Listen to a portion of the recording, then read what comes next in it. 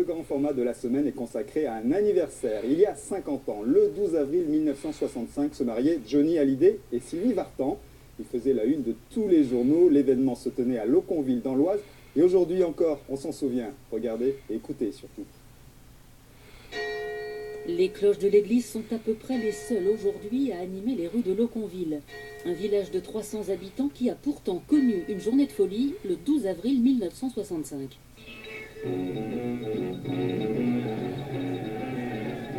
En la mairie de Loconville et dans la plus stricte intimité, Sylvie Georges Vartan, dans une robe d'organdi qu'elle n'a pas cousue point par point, va prendre pour légitime époux Jean-Philippe Léo Smet, plus connu sous le nom de Johnny Hallyday.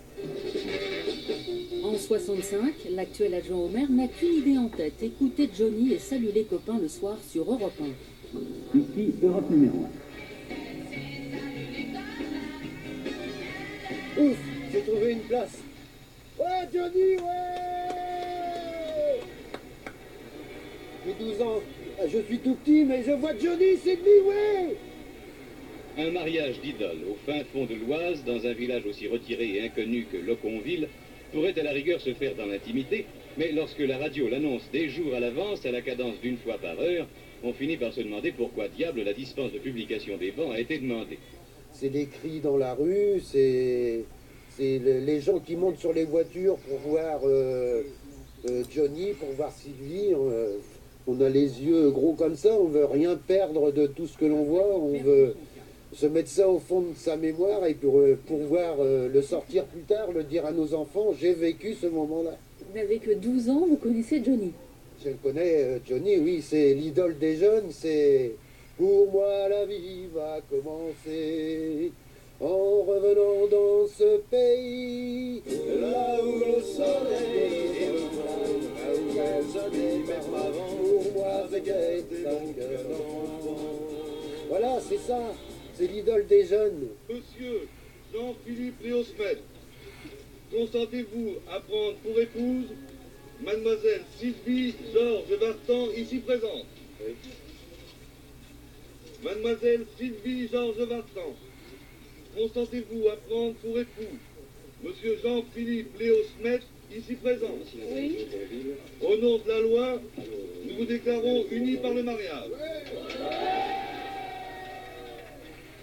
Le maire d'aujourd'hui, idole lui aussi de Johnny, aurait bien aimé être à la place de celui qui les a mariés à l'époque dans cette salle des mariages, devenue subitement trop petite. C'est le registre de 1963-1972, avec au 12 avril 1965, Jean-Philippe Léo Smet, caporal-chef au 43e régiment blindé d'infanterie de marine, 21 ans, et Sylvie Georges Vartan, artiste, 20 ans, née le 15 août 1944. Les témoins, eux, sont mannequins et photographes. Il y a aussi Johnny Stark, impresario, et Jean-Christophe Dolto, étudiant qui n'est pas encore Carlos. Le mariage devait se dérouler dans l'intimité à 30. En fait, ils étaient 3000. C'est révélé beaucoup trop petit pour appeler.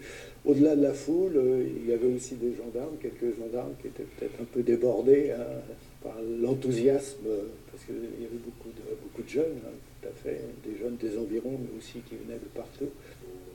À l'époque des cheveux longs et des idées courtes, Dominique lui a 19 ans et la même coupe que Johnny. Il a fait 2 km à pied avec sa sœur pour venir en curieux voir ses idoles. Voilà, donc moi je suis situé là, disons, en Sylvie Vartan, je l'ai vu passer à 50 cm de moi à l'époque, elle était superbe, magnifique. J'étais impressionné d'avoir sa beauté. Belle pour aller danser, danser, pour mieux évincer toutes celles que tu as aimées, aimées. Et c'est une journée qui a compté pour moi. J'avais pris ma journée d'ailleurs. Le lendemain, c'était le mardi. Bon, mon patron, pour toi, ça m'a passé un savon quand même. Mais pour lui, ça comptait pas. Il avait une cinquantaine d'années. Lui, Johnny, ça, pour lui, et puis lui, ça comptait pas beaucoup. Mais enfin, pour nous, j'étais toujours impressionné, c'est de voir à l'époque, nous, on découvrait, hein, on était un peu des ploucs, un petit peu à Chaumont. De voir dans le bâtiment en face, on voyait les caméras qui passaient à travers les toits. L'appareil photo et le gars il soulevait les tuiles, donc on voyait tout un tas de caméras qui passaient, on le voit d'ailleurs sur le reportage, c'était assez impressionnant. Unis devant la loi, monsieur et madame Smet, parvinrent à rejoindre le Seigneur par des chemins détournés. Ce qui m'avait un petit peu choqué un peu, c'est le cimetière qui avait été envahi, piétiné. Le cimetière est autour de l'église, les gens piétinaient les tombes. Il y avait une ambiance extraordinaire en fait, hein, mais c'était le foutoir, c'était un foutoir en fait. Hein. Retiens la nuit pour nous deux jusqu'à la fin du monde. Retiens la nuit. Beaucoup les auraient imaginés se marier à Paris, mais pourquoi à 70 km de là, à Loconville? C'est parce qu'à cette époque, Sylvie Vartan enchaîne les 45 tours. Elle a un coup de cœur pour ce château repéré par son père. Sylvie avait acheté le château de Loconville pour sa mère, ses parents, qui ont vécu là, sa tante, toute la famille. Et puis voilà, nous on habitait dans le village à côté. Mon mari faisait de la plomberie, donc mon mari a fait des travaux dans le château et ils nous ont embauchés comme gardiens. Et ici c'était que la famille, que des amis, vraiment proches, hein, pas le showbiz et tout. Hein. Comment elle vivait ici? Tout simplement. Hein. Elle allait faire du vélo, il y avait la piscine, David venait, tout. Non, c'était super. Hein. La fenêtre de la salle, Je ne pas trop remarqué, je veux dire, ici, quand elle était au château, bon, elle menait sa vie, sa routine, à droite, à gauche, comme ça, elle allait se promener dehors, avec les chiens, tout ça, mais calme, quoi, je veux dire. Johnny était moins calme? Il était moins calme. Chaque fois qu'on voyait arriver, c'était avec des grosses voitures et tout ça, bon. Et bon, c'était le gars qui ne restait pas sur place, je veux dire, toujours, hein. Quand il rentrait, il sortait, il était parti. Il était gentil, quoi, il était sympa. Hein. Et Loconville, elle a oublié ou c'est encore présent pour elle? Je pense que ça doit être toujours présent. Hein. On n'oublie pas comme ça. Parce que bon, je pense pas qu'elle oubliera un jour Loconville. Hein. À part les plus belles années de sa vie, je pense qu'elle les a passées ici. Hein.